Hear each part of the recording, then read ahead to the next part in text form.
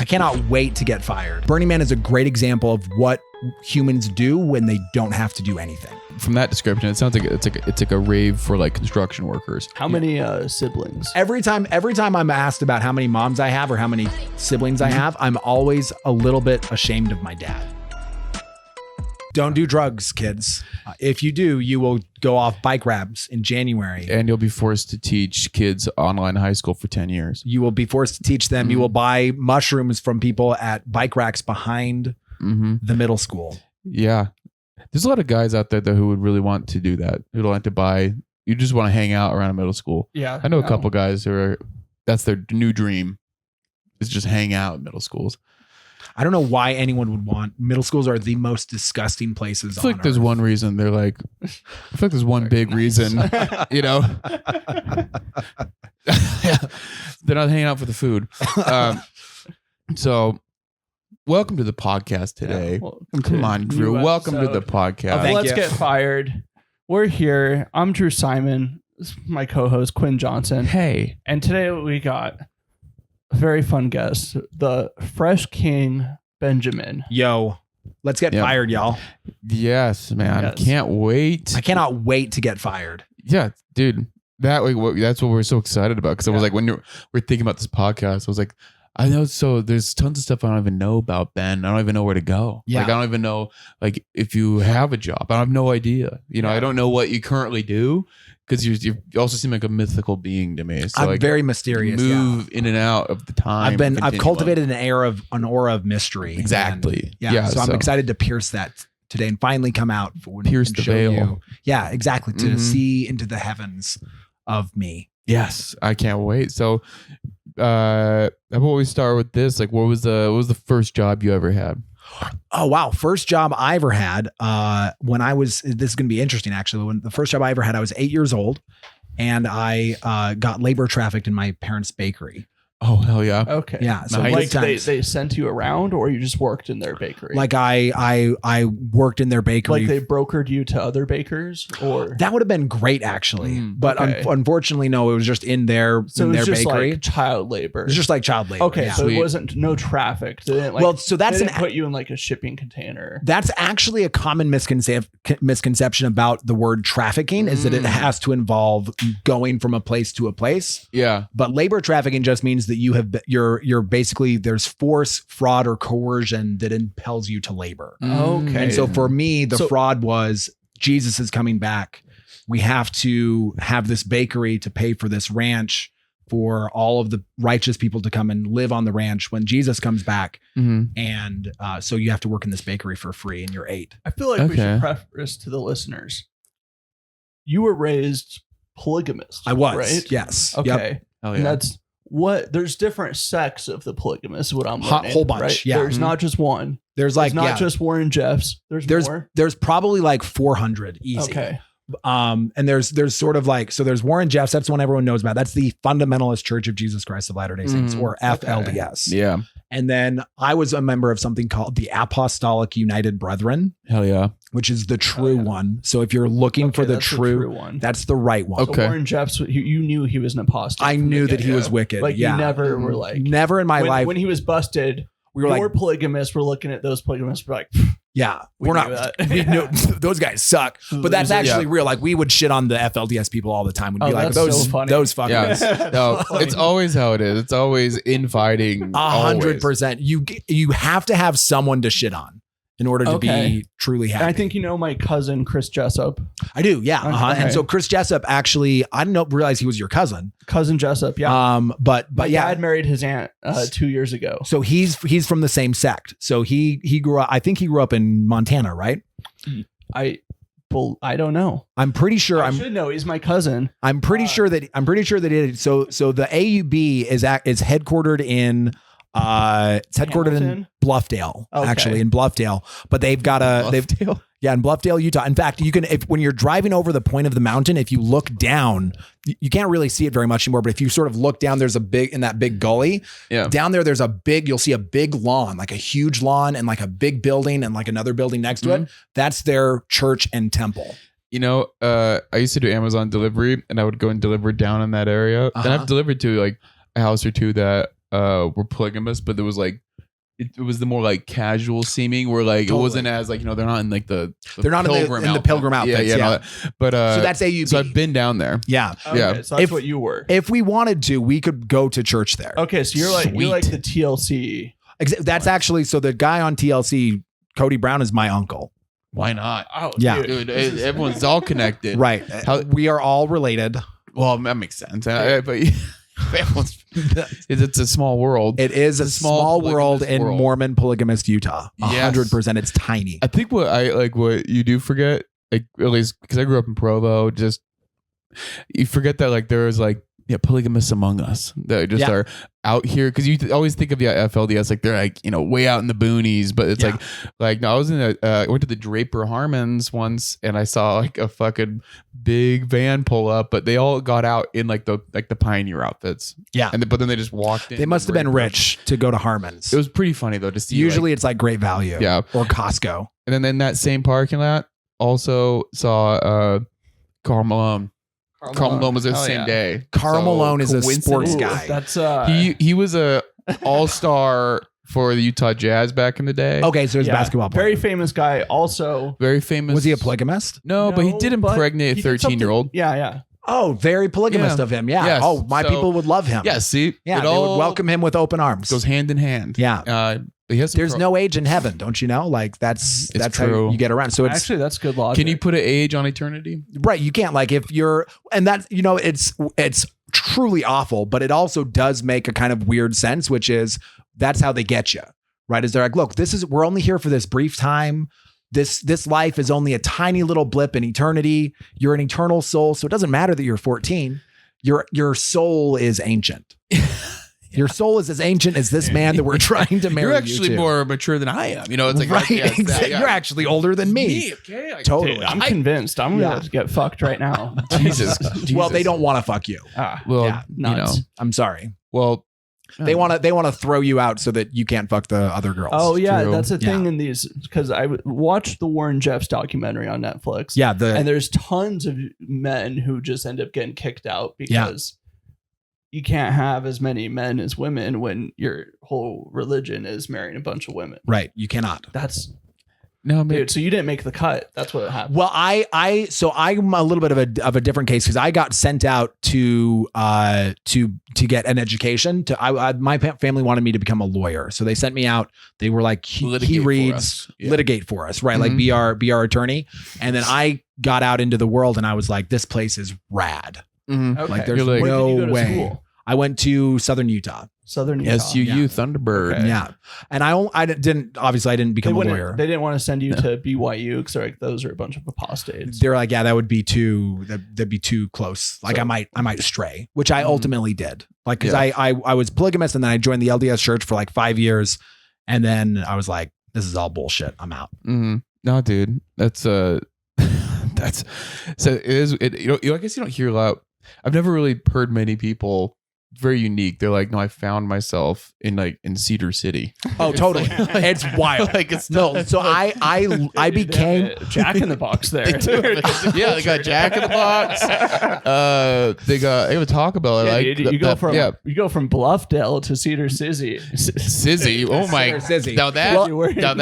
Now I'm starting to make sense. And for me, it wasn't even Bluffdale, because Bluffdale was like the Mecca that we'd come to. Yeah. I grew up in Wyoming, so I was in the small little ranch in Wyoming, and we'd come down to Utah to Bluffdale. Because that makes more sense. Because I was like, because if you're living in Bluffdale, you'd still be kind of around like the society, you know. Yeah. But like if you're out just on a little ranch, you come out, you go to Cedar City, and you're like, is this New York? Amazing. Yeah.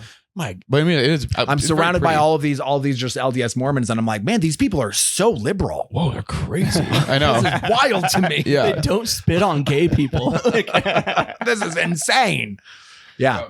No, but it's wild to think that, but in all honesty, the LDS stepping from where I was into the LDS church was a step that liberalized me, right? Like that really did sort of push me into a more open world. Mm-hmm. And so that I think ultimately is why I left the LDS church, is that the process of kind of stepping out and becoming more open, it it made me deconstruct that world too. What you're saying is like the Mormon church was like a gateway drug. The Mormon church was the marijuana. DARE program doesn't work. Was a gateway drug. DARE does not work. To heathenism. Okay? It was a slippery slope. Yeah, And exactly. Dude, being raised Mormon in Washington State. Yeah.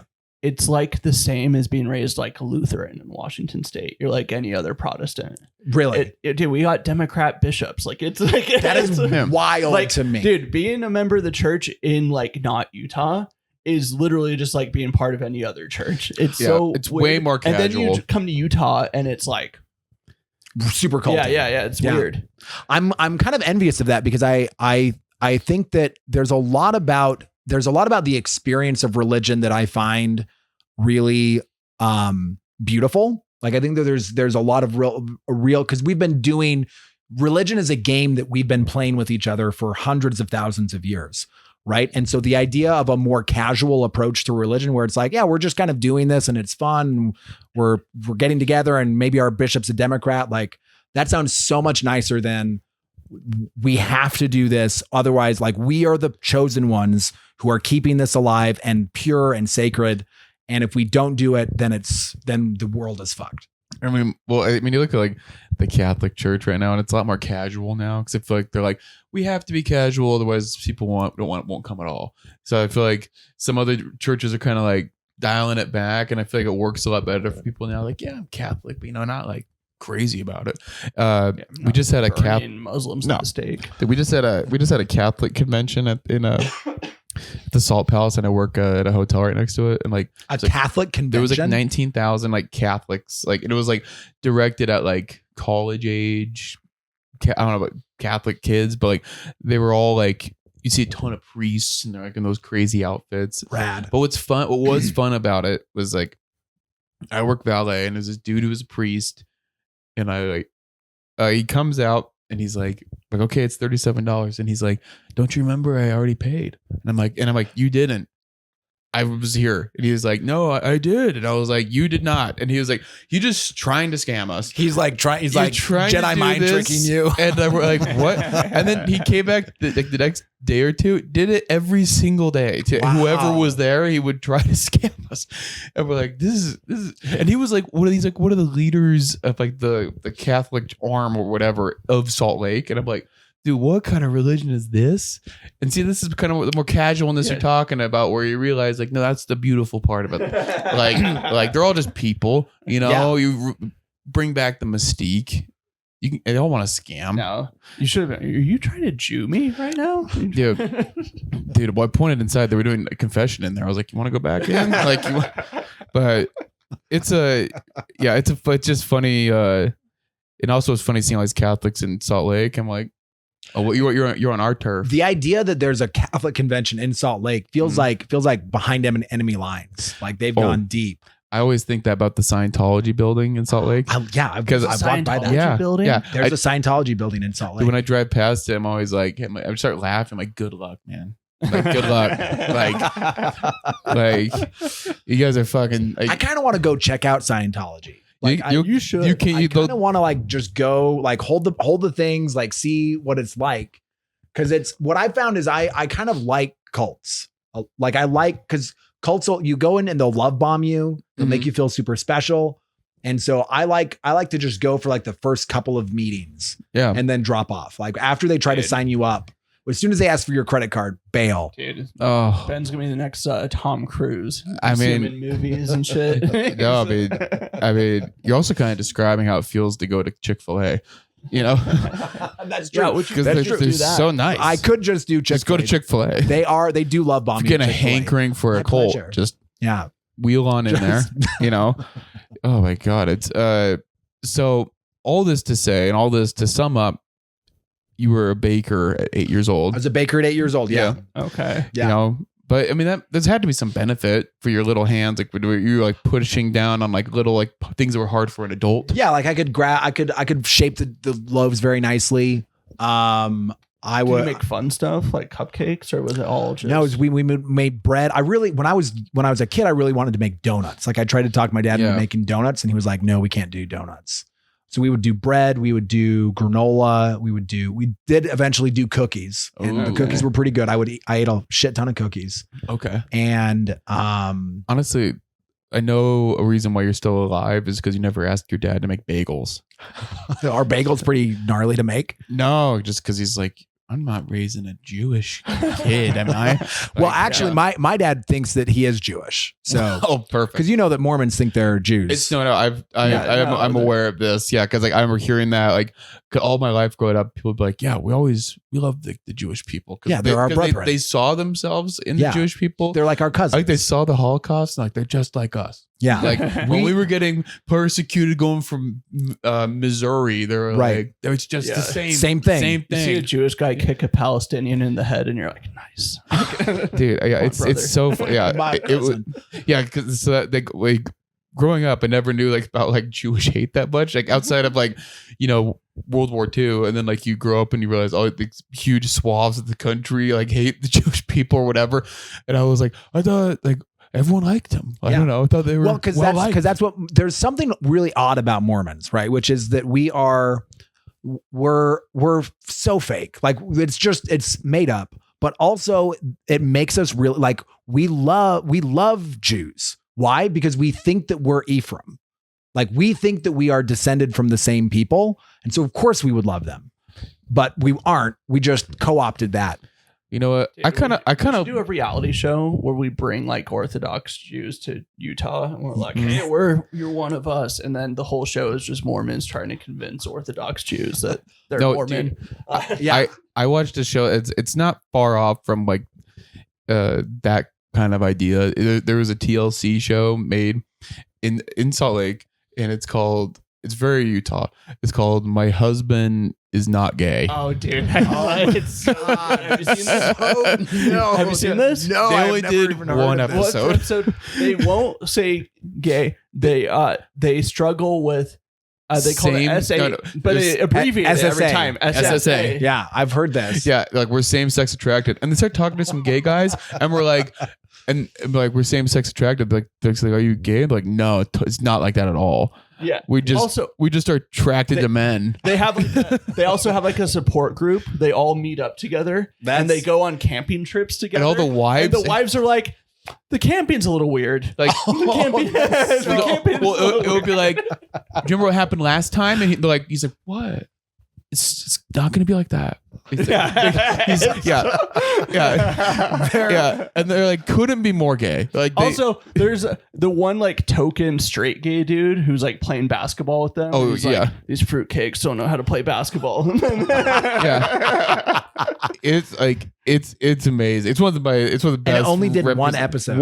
That's tragic. Because like, how do you continue? Like I think like maybe all it took was them having cameras come into their lives and actually have people ask them real questions about like, hey, this is insane. Everything you're saying is not right. Real. Episode 2 is just them all realizing that they are gay. Yeah. Because it's like, it's easy. Sometimes you can just get stuck in a little thing. Episode they're setting up one of the single dudes who's struggling with SSA. Yeah. They're setting him up on a date. I love that with a woman. With a girl. Yeah, the woman. And God, then, what a poor woman. At the end of the date, he like spills the beans, like, just so you know. Yeah. Just so you know, I don't think you're attractive. Yeah. And I never will. But I still want to go out on another date with you. Like, but I want to be married to you for eternity. But they're really, it's a really fun show. You could find the episode, but that's like you don't see a lot of shows about Utah. And I'm like, that is something that I feel like nowadays that's really changing. Oh yeah. Well, now it's like on Peacock, I see like 20 different. Reality shows just take off here. They've got a Netflix show coming out I think it actually came out today about the Mountain Meadows massacre. Oh, like there's like they're interviewing the survivors. Yeah, it's a whole it's on location. On location. Yeah, dude, animated. An animated. I actually think an animated Mormon cartoon would be. Did you guys ever watch like the old Living Scriptures cartoons? I think like maybe I've seen it a couple of times. Here's my thing as a kid, like they would like my mom would never turn it on, but whenever they'd turn it on in church or something, I'd be like, this is so tacky. Like this is that was my shit. That was like the only cartoon we could watch. I've got boxes of them. When I had the Vegas comics up, I showed them. We all watched Nephi and the Brass Plates together, which is basically about Nephi. God, a voice coming, like God speaks to him and is like, slay him, and he chops off Laban's head. yeah, that was that was a great story. That's fantastic story. Like, great story. And they lost their minds. Yeah, they were like, "This is the shit you were watching. What the hell?" Yeah, no, dude. You're like, yeah, it's pretty cool, actually. Like, yeah, like if God tells you to kill someone, you said that's all you could watch, though. Yeah. We could watch those cartoons. We could watch like old. Like 1930s musicals, so like Singing in the Rain. Okay. Like Shirley Temple movies. I mean, Disney movies were hit or miss. So like Toy Story. I did watch Toy Story. Okay. But they were heavily so parents had to screen them first, and we couldn't watch anything. Like we couldn't watch Little Mermaid. We couldn't watch Lion King. Why not Little Mermaid? Because she disobeys her dad. Yeah, you can't do that. Yeah, you can't do that. Okay. Wait. I knew this crazy like Protestant family. So where I lived, it was just like extreme Protestants who like forbid, like you can't watch Harry Potter. Oh, totally. Yeah, same. Dude, wild. Okay. I had some neighbors where my friends, they weren't allowed to watch Toy Story because if toys are talking, it must be witchcraft. Oh, I've heard. Yeah, that's pretty funny. Yeah, polygamists didn't know that. Polygamists did not know that it was witchcraft. You watched Toy Story? We watched Toy Story. Yeah, you were going to hell before you knew it. Apparently, we are not as righteous as the Protestants. No, you weren't. God damn, I should tell my dad. You thought you were. Lutheran neighbors. I should be like, Dad, his Lutheran neighbors are out righteousing you. What the hell? You go, dude. If you didn't show me Toy Story, I wouldn't even be out here. I would still be back at the ranch. It would still be bacon. I'd still be bacon. Yeah. I'd still be churning out bread for God. Mm-hmm. Dude. Sacrament bread. We actually did. We made the sacrament bread. Thank God. Yeah. That's gotta be better. We only had like ultra processed white bread where I live. So. Yeah, which is it's wild to me that Mormons think that they're going like this is God's body, but we're going to use the shittiest bread. Yeah, you can't use the nice stuff. Well, but why not? Because like you're gonna use that for dinner. Yeah, dude, come on. Also, come on now. If you're just gonna have that big of a piece, you don't need the nice stuff.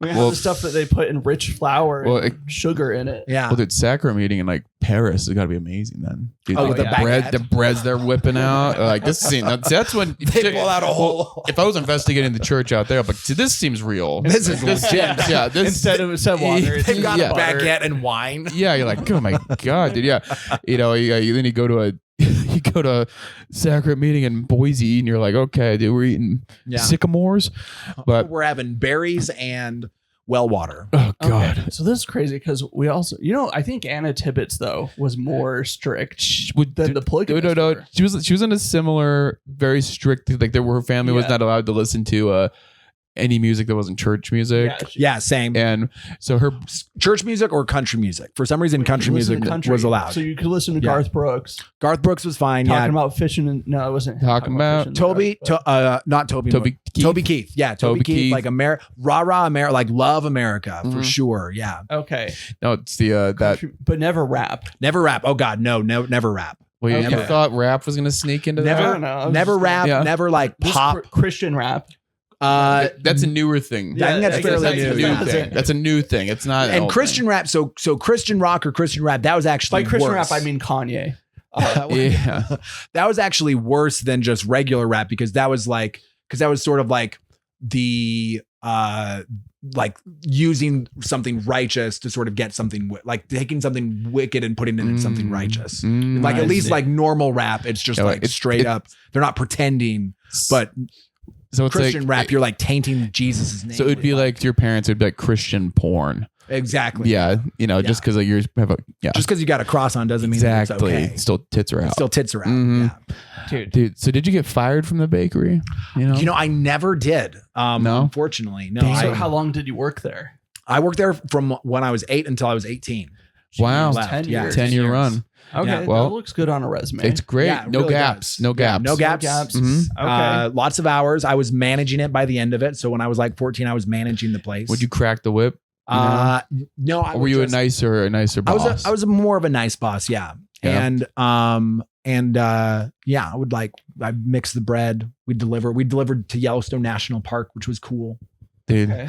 It is, yeah, it is funny because I'm sure like the people at Yellowstone, they did get your order, and then like the tourists coming through, they're like, "Where'd this bread come from?" Like, oh, there's some polygamists that just make that make some kids. Yeah, there's some polygamists over there that I don't know. Like this is all they do. They just make bread. All they do. Make bread and make bread and make babies. Okay, this is a cliche question. How many siblings? I have 15 siblings. Oh, that's there you go. Those are low You know what? I know super low numbers. Okay. Every time I'm asked about how many moms I have or how many siblings I have, I'm always a little bit ashamed of my dad. it's true. Really? Because he wasn't pulling his weight. He's kind of a How shitty many women did he polygamist. marry? He had 3, but one of them left. Oh, Yeah. So he only shit. had one How did for she like escape? she just left. Oh, it's pretty he didn't, easy. Like he didn't even try to like chain her up or anything. She was like she had never even lived on the compound. She just got like a house in town. So she had like a house in town. She was there for she was literally just there long enough to get pregnant. And then she bailed. She came back to Utah. Well, hey, And he hasn't been able to pull another one since. damn, dude, you know what? Clock's ticking. The thing is it could still happen, right? Well, Like, cause he could at any moment he could. But yeah, I like 15, 16. I know some families that have that many kids with one wife. Well, Okay. there's a family in my ward that 12. Right. Just Exactly. one Yeah. family. Yeah. That's nuts. Dude, is there like as far as like them, like the dudes looking for other wives, is like do they have to like recruit like they do like in college football? But imagine like the recruiting pool, you're not going to be able to recruit if you can't recruit like in the normal society. I'm sure you'd have to recruit out of like other polygamous families. I can't imagine there's a lot of girls, like normal girls. There's a lot of swapping. So often what'll happen, right, is that you'll marry you'll give one of your daughters and then you'll get a daughter. It's like a Game of Thrones. It's like arranged marriage. They wouldn't call it arranged marriage because they would say that divine. they're choosing, but it's also like they'll receive revelation. So like I have a sister that married. I have several sisters in polygamous situations, and one of them married a dude who was like my dad's best friend, and she was like born at his house. She was named after a couple of his wives, like and Wow. then from the time she was like 13 and 14, my dad was like giving her blessings, saying like the person that you're going to be married to is already married. So she was groomed to believe that was, and then she chose when she was 19 to marry this guy. Well, hey, Jeez. shout out to her. Shout out to her. Shout out to Choice. To Choice. That's pretty dark. So polygamists are pro-choice. Polygamists are pro-choice. Yeah. Yes, in that regard. Yeah. Hell yeah. They are pro-choice as long as they have conditioned you to make the right choice. I like that. Because you have to make if you choice is good, but only if you make the right one. It's like the church's stance on being gay. They're like, you can be gay. Yeah, just don't do it. No, you can be gay. Just like don't be gay. Right. Just like don't go to brunch. Don't go to And brunch is easily the best part of being like gay. you could totally be gay. Yeah. What are you talking about? Just, of course you can. Just like don't do any gay shit. All right. I think that's it'd be simple. fun if there's Yeah. polygamists who are like, you can't listen to worldly music, but you can kill a baby. I thought that would be pretty great. I thought you'd like this. This girl who Anna Tippett's her brother, because they couldn't listen to church music. He, as like a act of defiance, hid in his closet and listened to Imagine Dragons. Oh hell yeah! It was I love like, that. and I love that. It's such the most Utah kind of story. That's so crazy. It's like- So like me, 16 years old, what I thought was very Mormon. I'm finding out I was not very Mormon based off of meeting people. from never Utah. been. Yeah. But like You've never soaked. no. Well, also Adam Browd has a bit about soaking where I don't think that's real. I've talked to people who have soaked. It's like people have done it. Obviously, Because I'm like, if you're getting that far, you've already done some mental gymnastics where you're like, God's retarded, Right. And well, no, it's all that. It's all loopholes. I talked to someone that felt like and obviously this had changed since then, right? They'd gone out, but at the time they were like, this is actually a way that we can demonstrate how faithful we are by I like that. by like not move. So like they would soak and then they would just not move. Dude, it's like when Gandhi was like, I'm going to tempt myself by sleeping next to this 13-year-old girl. Exactly. It's proving his faith. It's proving your faith. Talk about the new Jews that would lawyering your way into heaven. Like, right. Did we move? Did we move, God? Did we? Look at the fine print. You know, like it.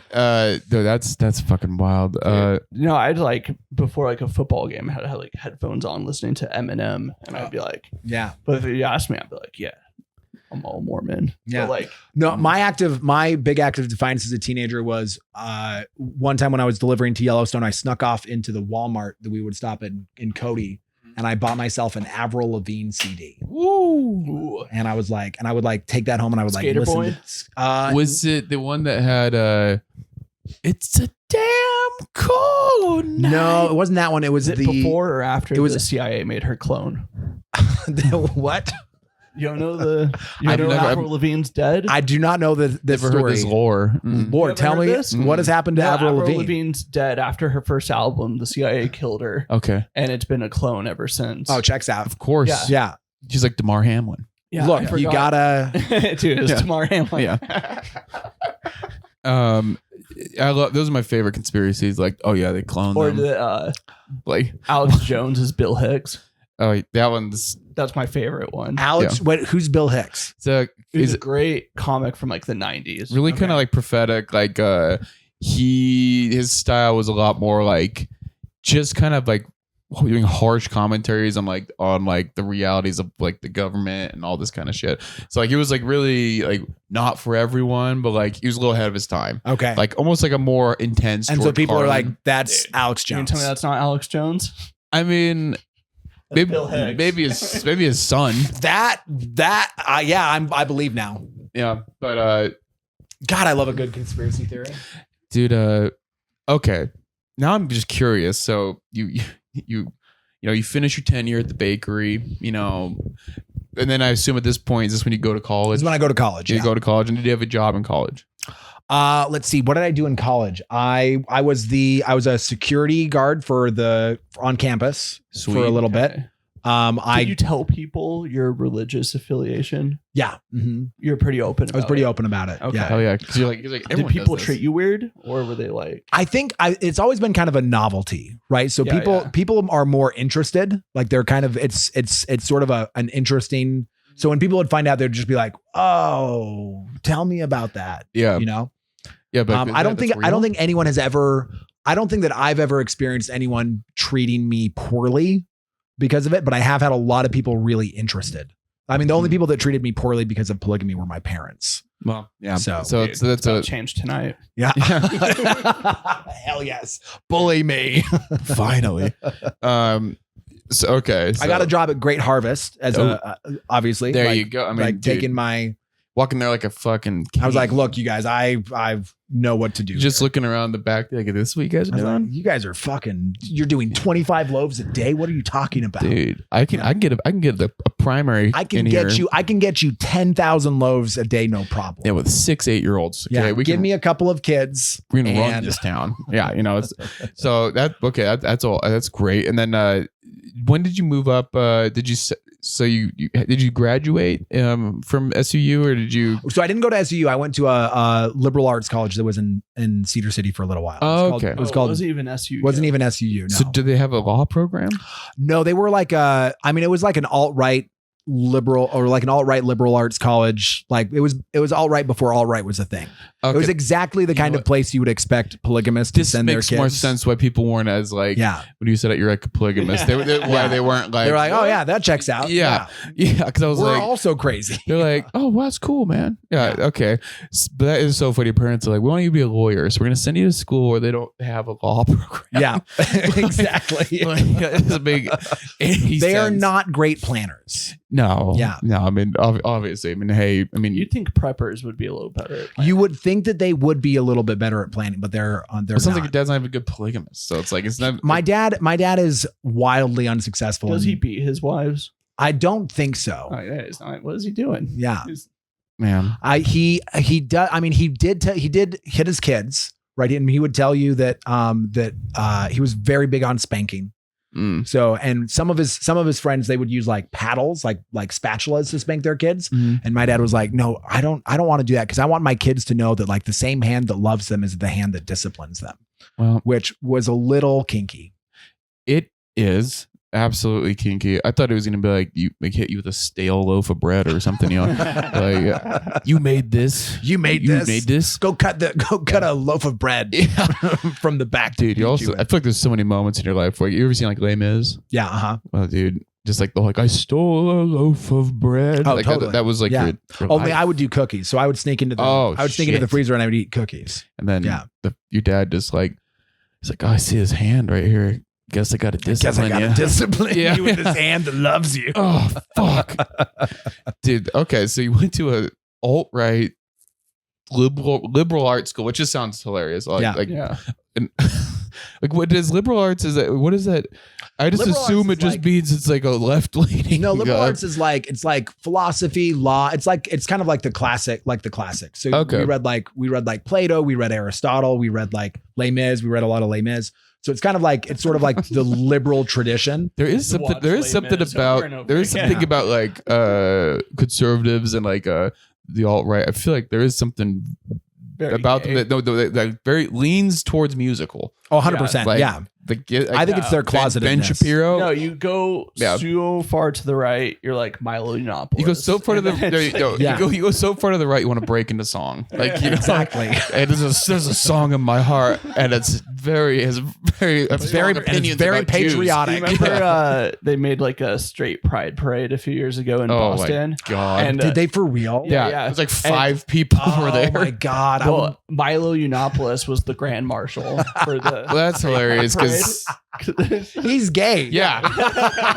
And they made a straight pride flag, and it looked incredibly gay. I love that. Oh God, I would go to a straight pride parade. So I would love that. Well, also just these dudes who are like, I want to be in parade. Like, why do they get a parade? Why do they have a parade? That feels like if you want to be in a parade, you're probably gay. Why are they looking at them? They should look at me. They should look at pay attention. Yeah. I want to have all the attention. The real straight pride parade's the college football playoff. For real, yeah. Yeah. Oh my God. Yeah, or storming the Capitol. Storming the Capitol. No, I was thinking about that straight the other day, but that's super straight. They could have got me on their side if they did break into song once they got in there. I was trying to tell people that this musical number, this January 6th, that was the left's turn to do like a flash mob at the Capitol. Yeah, like they should have showed up and glitter bombed the place. I know, but that's why they lost. Yeah, they can't get organized. They can't organize for shit. They could have put on a mean performance of like the fucking Benny and the Jets by Elton John. Amazing. Yeah. So did you graduate from this school? I did. I graduated from the school. What'd you get a degree in? I got a liberal arts degree. And is this a school that's like the credits can transfer? It is not accredited. Okay. No, it is. How do you expect to get into law school? Look, the Lord will provide a way. So you just go and just. Okay, I guess you can just go take the bar exam. Was there any other polygamists that took this path? I think you still need a law degree to still get licensed. I think you can just take the bar. I don't know. I bailed on that path very quickly. Like that was not the path for me. Yeah. Okay, so. But yeah, I graduated, I got married, I joined the LDS church, and that's when I started teaching high school. And did you move up here, or like at that point where we living? At that point, I was in Cedar City, and then I came up to like Utah Valley for like a year, and then ended up back down and then went back down to St. George. And then I was in St. George until about 3 years ago, until 2020. 2020 is when I moved back up to Salt Lake. Dude, how was it the first time you're kind of living up in Utah Valley where you're like, whoa, so secular. I hated Utah Valley. Yeah. Really? It was from where you've grown up. It's like I can't imagine like how different it is. I mean, it was at that point. By the time I was living there, I'd already started to realize how many different what a multitude of experiences there were to be had, and how diverse and awesome the world was. And so Utah Valley felt very stifling. Like I wanted to be in a place that felt metropolitan. I wanted to be in a place that felt like things were happening. There was diversity and people were interesting and fun. And then you went to St. George. And then I went to St. George. Yeah. Which actually has a pretty, like, St. George is very white and very old, but there's also a pretty interesting, like there's an outdoor scene. There's a pretty large. It's amazing. It's gorgeous. Beautiful. It's beautiful. Like I like St. George. Yeah, I mean, then you're not far from Vegas. We're not that far from Vegas. Yeah. Yeah. The whole thing. Go to Mesquite. Yeah, you can 90 minutes to party in Mesquite. Mesquite, you know? Dude, I love the Walmart in Mesquite. Side note. Anyways, so 2020 happens. Did you move up to Salt Lake like before the pandemic or like right we during moved up the pandemic? in August. Yeah, so kind of during the pandemic. Yeah. Yeah. Okay. The pandy. And the pandemic, that's when you're like, I'm done being Mormon. Is that when you started comedy or? No, so I was done being Mormon in 2015. So, before the pandemic. Before the pandemic, pre-pandemic, I stopped doing the Mormon thing in 2015. After I stopped doing the Mormon thing is when I realized that I was pretty fucked up from childhood. And so I got a trauma therapist. And so I did a fuck ton of therapy for like 5 years. We do EMDR. EMDR, a lot of somatic work. I did some psychedelic assisted therapy, and yeah, it really kind of it helped. It blew my mind open. Here's a side note. I'm always because like I love going like I'm a big like raver. You know, I love going to like festivals and all that. And did you go to Burning Man? Yeah, I've been 3 times. How was it? I fucking love it. Yeah, yeah. It's my favorite place on earth. Easily. Yeah. Okay. Yeah. How old were you the first time you went to Burning Man? First time I went to Burning Man was 22. So 22. I was 33 or 34. Mm-hmm. Okay. And like 34. how was, because I feel like this has got to be like culmination of all these things you've kind of been looking for, right? Yeah. Like, I mean, so Burning Man felt like so I arrived at Burning Man and it felt like the peak expression of this humanity that I'd been looking for, right? So the thing that has always kind of pulled me out of religion and out of Mormonism really has been curiosity, right? Curiosity and just a really deep fascination with what humans can do. And just, I love humans. I think we're brilliant. I think not everything, but a lot of the things we do are beautiful. And so Burning Man felt like the ultimate expression of that because there's so much art, there's so much creativity, and none of it has to happen, right? It's Burning Man is a great example of what humans do when they don't have to do anything. So a lot of times when I grew up, the view that I had of humans raised in a really religious culture was humans are at their core, they're bad. So if we don't give them rules, if we don't tell them what to do, then they're just going to do bad shit. And Burning Man feels like what I saw out there is when you don't tell people what to do, what they do is they make art and they create cool experiences and they party. So you're saying if I wanted to like mug people, Burning Man like would be the place to go. If you just catch everyone off guard. You could, yeah, 100%. Everyone would be super well, but then we'd also find you and we'd take care of it. I don't even know. We might burn you. I don't even know what you'd steal from them. It'd be like, you'd steal like they're like a jar of toenails. Yeah, a paint. It'd be like a painted feather, and you're like, I'm gonna sell this for a great value. Like you wouldn't even give anything good to steal. Like it's just all like amulets. So do young people go to Burning Man anymore, or is it like? You said 34, and I'm like, that sounds pretty. Because growing up, I was like Burning Man. That's like where college kids go and do psychedelics. So when I was there, the camp that I went with is mostly people who are in their, I would say, 30s and 40s. Okay. Yeah. There are definitely young people there, right? There are definitely college kids. There are definitely like 20-year-olds, but most of the people, Burning Man is different than just like a rave, right? Because you actually, the environment is incredibly harsh. You actually have to go out there and build the city. So you have to build there's not anything out there. So you got to go out and build the infrastructure. You have to build the city. And some young people do just kind of come in and coast. But the ethos there generally is you come out and you build it and then you play. So most of the people that I see out there and that I interacted with in my camp were older. They were more established. This is like an adult playground. From that description, it sounds like it's like a rave for like construction workers. 100%. You know, yeah. It's like labor unions. Yeah, right. We're gonna go out there. If I meet like a construction worker and it's like, I want to do Molly, I'd be like, you gotta build first. I know where you should do that. Yeah. Okay. Nothing like using a table saw on ecstasy, you know, like that's fun. Yeah. For the stuff you've expressed about it, like the people and all that, it does sound like this is what your dad needs to go to find the next wife. Oh, totally. You know, he needs to open up. Do you think he could convince someone at Burning Man to be his polygamous wife? No, for that week at Burning Man, maybe. Yeah, for that week at Burning Man, maybe. Yeah. You know, I don't know, because I honestly don't think that my dad has that much game. Doesn't. No way. We got to record a documentary where we go to Burning Man to find your dad's next wife. I love this. We take a fundamentalist polygamist and just take them on a trip to Burning Man. 100%. Open the door. That'll blow their mind. And there's I want to do that. So I want to do a camp out there that's called Camp FOMO, Former Mormon, where I take former Mormons and because one of the things that most people take John by the way out there. I'll take John by the way out there, and I'll because a lot of people who grow up Mormon or grow up in a hyper religious society, they feel really restricted, right? They feel like there are things that I wish I would have done as an adolescent that I can't do.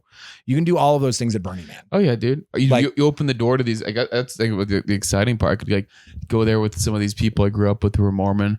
We get off, we build, and I'm like, all right, you're free, dude. Yeah, free. Take your dick out. Take your dick out. Dance. Yeah. Like do whatever that thing is that you think that you need to do in order to be your fully expressive self. Do that, and then stop bitching about it. Yeah, and then go out and live your life. Then they'll come back to society and they'll be significantly less gay because they got it out. They got it out there. Yeah. All the gays out. It's out. That's how we sell it. That's how we sell it to conservatives. Like, do you want everything to be less gay? We'll let them go get their gay out. Get their gay out at Burning Man. To be less gay, you got to be gay. You got to be gay. To be less gay. You got to get the gay out of you. That's what which it is actually kind of a thing, because sometimes when people, the more they try not to be gay, the more that's what it is. Well, that's what our politicians do at the Bohemian Grove. Oh, 100%. Get their gay out there. That's why they're so conservative. Then they don't have to do it in like airport bathrooms. Yeah. Well, dude, they're not doing that at the RNC, dude. Because the Grindr app crashed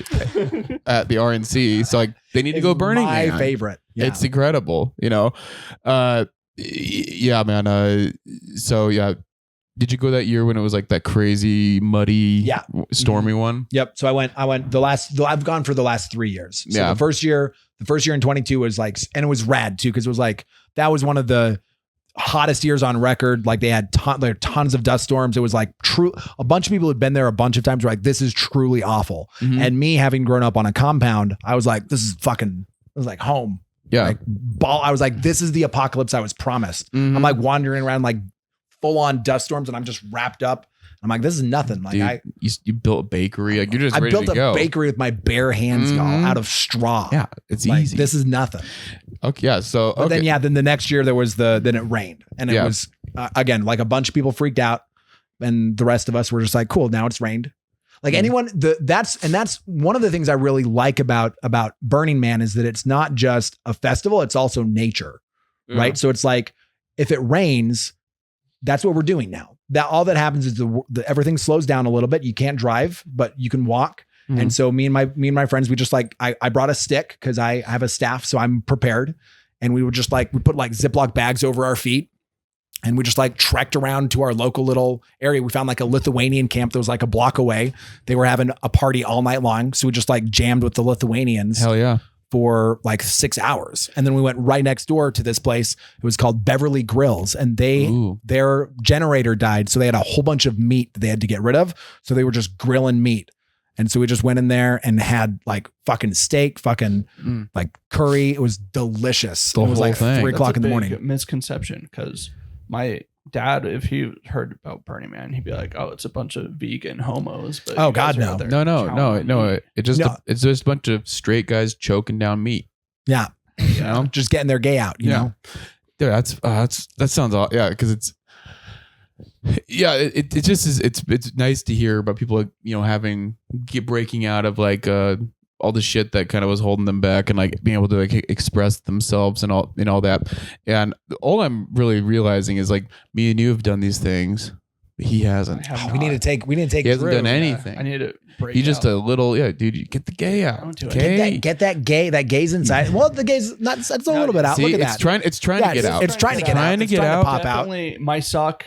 Dude, my sock collection is aggressively gay. No, actually, love that. I know, you know how he's also hiding it too. Can you name every basketball player on Gonzaga right now? Can you know all their names? Bench as well. Yeah, we're just starting 5. Yeah, dude. Yeah, dude. I would love to see. No, dude, that love's different. That's totally different. Yeah, it's totally different. Just me watching dudes running around in shorts. You know when 19-year-old men can make you cry? Like, I mean, dude, if they win the national championship, I might cry. You will. Like, it's probably been 14 months since I've had a good cry. So he needs it. I need Gonzaga to win the national championship so I can finally cry. And the word that you're saying is Gonzaga? Gonzaga. Gonzaga. It's a school. It's a school in Washington State. Okay. It's my favorite college basketball team. Okay. I demand that Gonzaga win so that this man can cry. Yes. Oh, dude. That's like an offering you could bring at Burning Man. Oh, 100%. You could bring that. You could come and your tears, you could shed your tears upon the man. I thought about if they won, that I would have to like leave the room so my wife doesn't see me cry. Once again, because then she'll think you're gay. Yeah. And then it's over. It's a self-fulfilling prophecy. Yeah. Dude. Over right there. I do like, there's a Ryan Long bit where he's like, tears forms a river for a real man to sweep in and fuck your girl. And that's what I want to not happen. Oh yeah. You got to watch out for that. Okay. Dude, did you ever take anything with you from like Burning Man? Any like souvenirs home? Do people do that? Oh yeah. So gifting is a real big thing at Burning Man. So you bring a gift. People are giving you gifts. I have like necklaces. Like someone gave me a cool medallion that I wear a lot. Okay.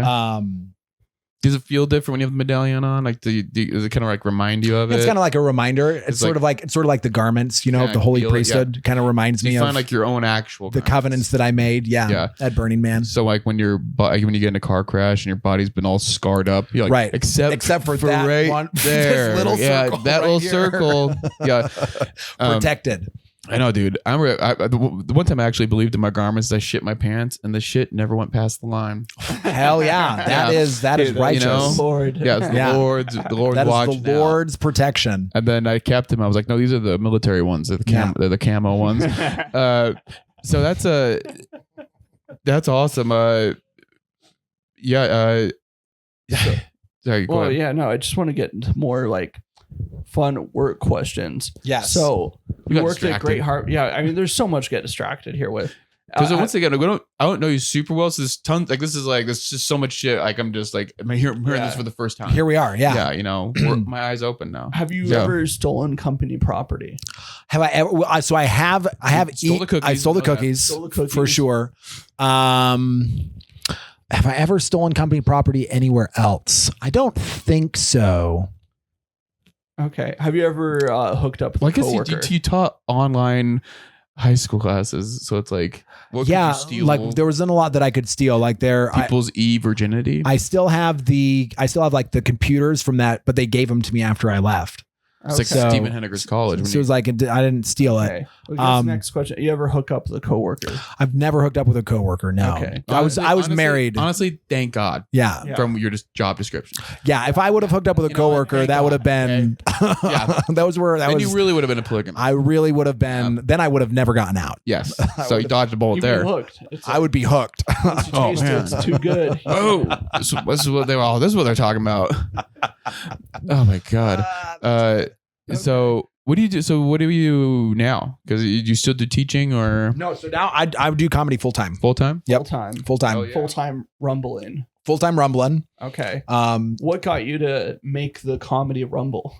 And so real quick, describe it to the if people don't know. Yeah. So if people don't know, Comedy Rumble, it's just a competition show. So there's 8 comics and there are 4 different rounds. So in round 1, everyone does a brand new, you guys have both been on it. So you do a brand new minute. And so one person does a minute and then another person does a minute. And then the audience cheers for which one they want to see go through. And then they do 3 minutes and then they do 5 minutes. And then whoever wins does 10.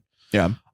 Sometimes I feel like the winner, it's almost a punishment. It almost is. Yeah. In fact, I think some of the comics who haven't been doing as long, they don't have, like, they'll use all their best jokes. Yeah. And then it's like, all right, now it's 10 minutes of just whatever else I got. Right. And it's actually been kind of, so that's happened a lot in Vegas. So cause I'm on like our 6th show in Vegas, and the first guy that won in Vegas, like he got 5 minutes into his 10 and he was out of material. And that happened to the 3rd guy and the 4th guy as well, which I actually love, because part of the reason I made the Rumble is I wanted to create something that would help working comics progress, right? I wanted it to be something that would allow them to like workshop new material, like because what we all need is stage time, right? That's ultimately the reason I made it, is that I'm only 3 years into this. I know that I want to be excellent. I want to be excellent at this craft.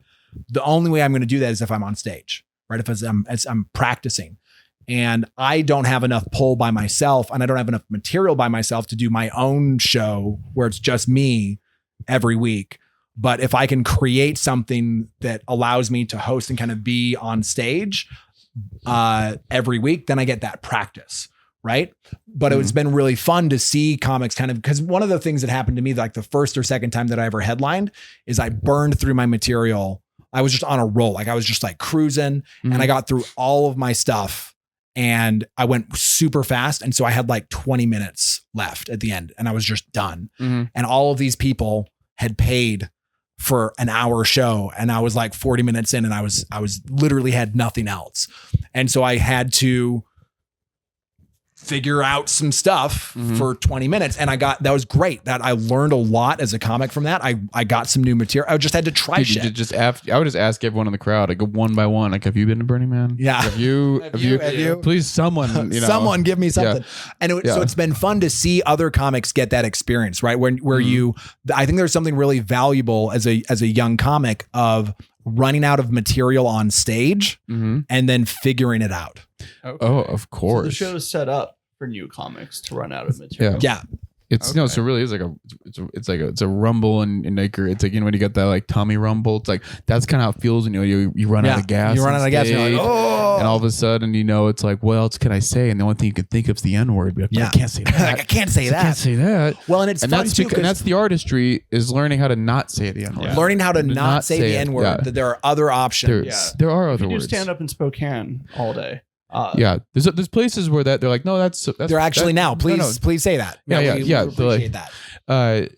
No, so what was I gonna say? I don't know. So that's fun. It's fun. It seems like it's going well.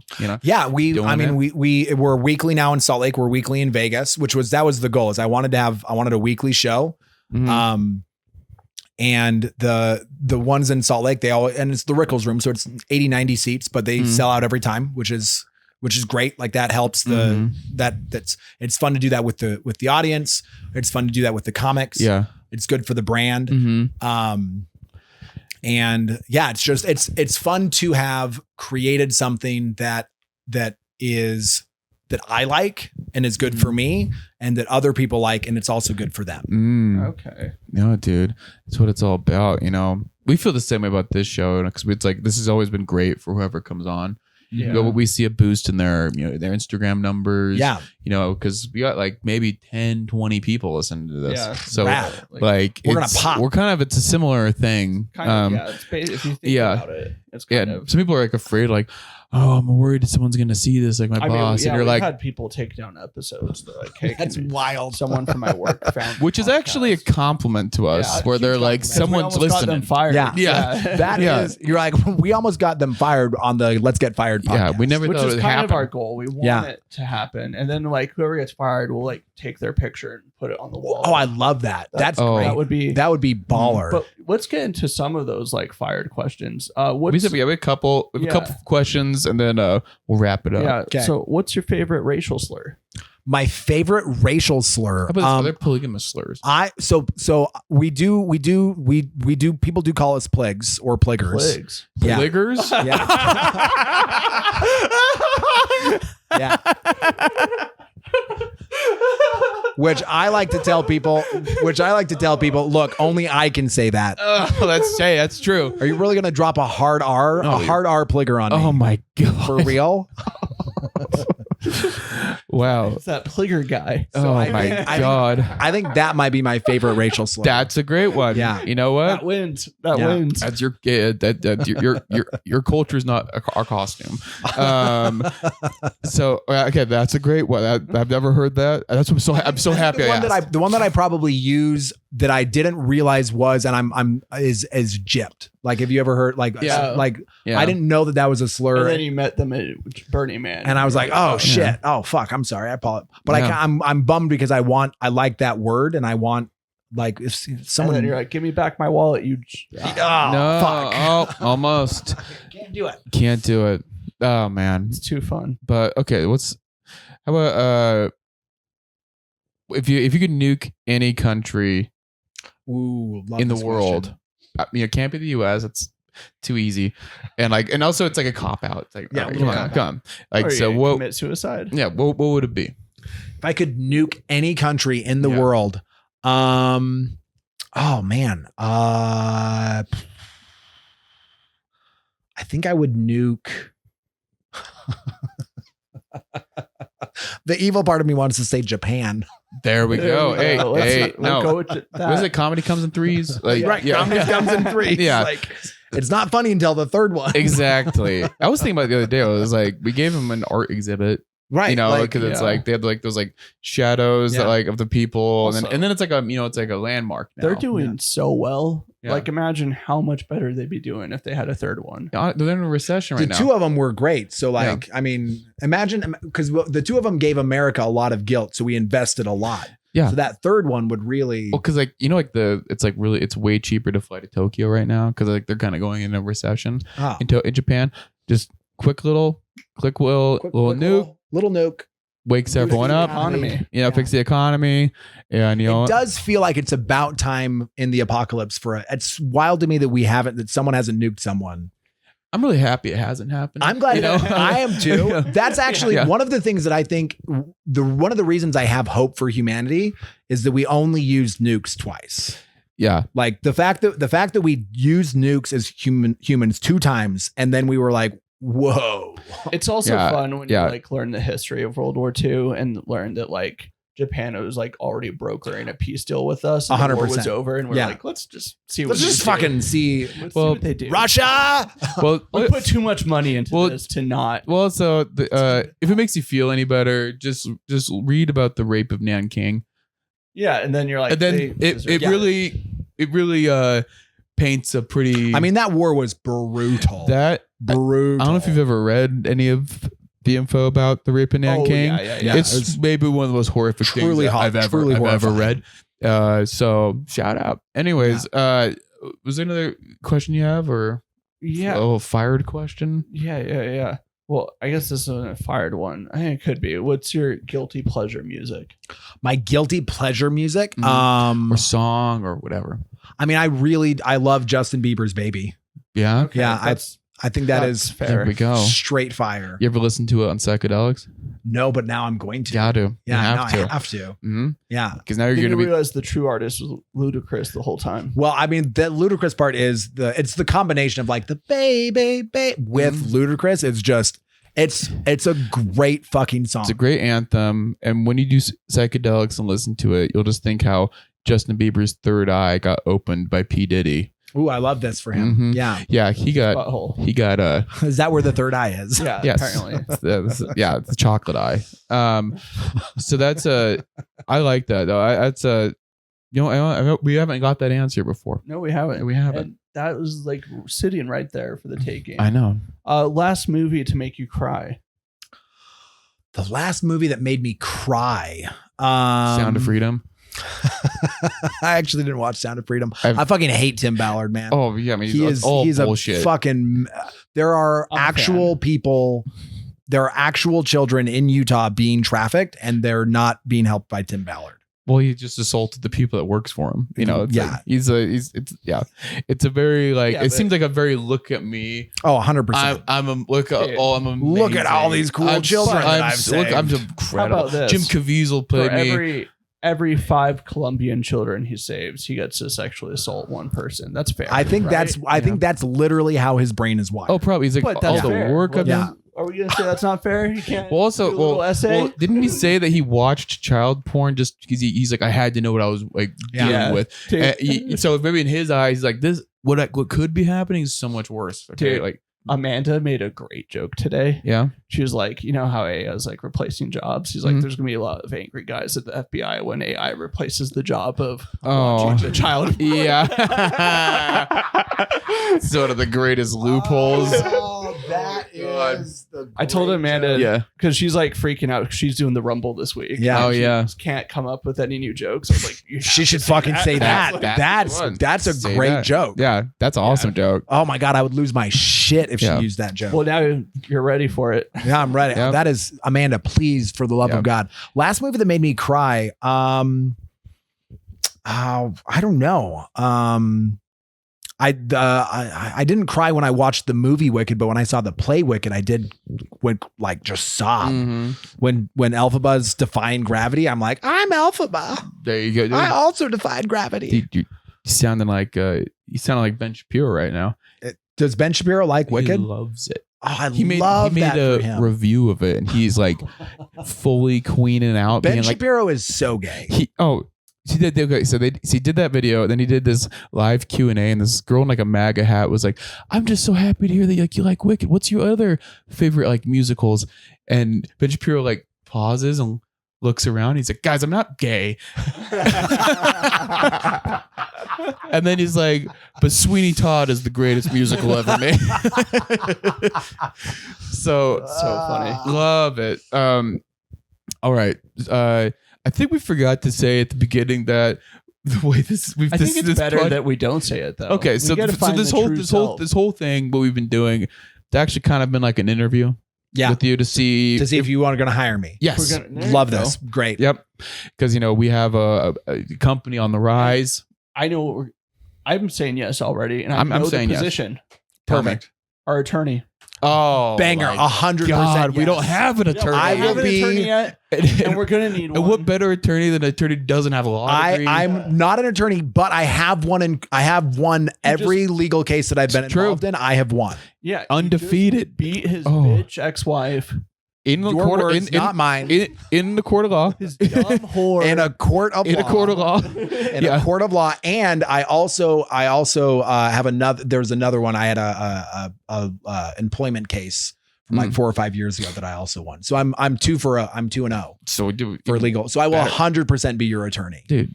You say you don't like sports. You're like, I'm 2-0. You're undefeated. Yeah, Okay? I'm undefeated. Come on. Yeah, I'm undefeated I'm so excited. the legal systems. That's been a big for the Lions. It's been a big gap in our roster. It does feel like I'm gonna be a very important addition to protecting you guys. Very important. Yeah, I'll advocate for you very well. Because like there's some people on our staff we don't know if we were comfortable this with. This episode's been pretty mild, but we've hired some questionable people, like he was saying. Mhm. Yeah, and we've said some crazy things. Yeah. I'm a free speech advocate attorney. I will 100%. Yeah, whatever you need to say. See, I was going to hire Ben Shapiro, but now we now you actually got Ben Brown. No. The only other option we had was Willie Wan. Did you know Willie Wan? He told me that he's actually the attorney for the Kingstons. So the Kingstons, the Kingstons are gangster polygamists. So they've got a big old compound. They've got tons of money, like straight up, like they cast people out. There are allegations of like serious abuse and or murder. And he came when he saw me do like a set, and he was like, came up to me and he was like, yeah, just like polygamists are great. Like I'm the attorney for the Kingstons or whatever. And I was like, I don't know what your goal was in telling me that. He's like, come on, man. Like, come on. I'm your buddy. You should talk to Willie One about the Israelis, and it's a fun time. We can't go into the details here because that's a whole nother podcast. But just ask him about it. Okay, hell yeah. We'll so let's wrap it up right there. We got a new attorney, the Fresh King Benjamin. Thanks for coming on. Absolutely. Thanks for having me. Want to plug? I just want to plug Comedy Rumble every weekend at Wise Guys in the Rickles Room in Salt Lake, and also the Wise Guys in Las Vegas if you have any Vegas listeners. So we got check those out. Drew's brother. I don't even think he listens, but I don't think any of my family listens. Thank God. The only listeners we have are like random people who found clips on Instagram. So if you're a random person in Las Vegas, come out to a Rumble, and I'll also be headlining the Vegas showroom on February 8th. So dude, awesome. Come check me out for that. Well, thanks for being on, and thanks for listening, fellas. Goodbye.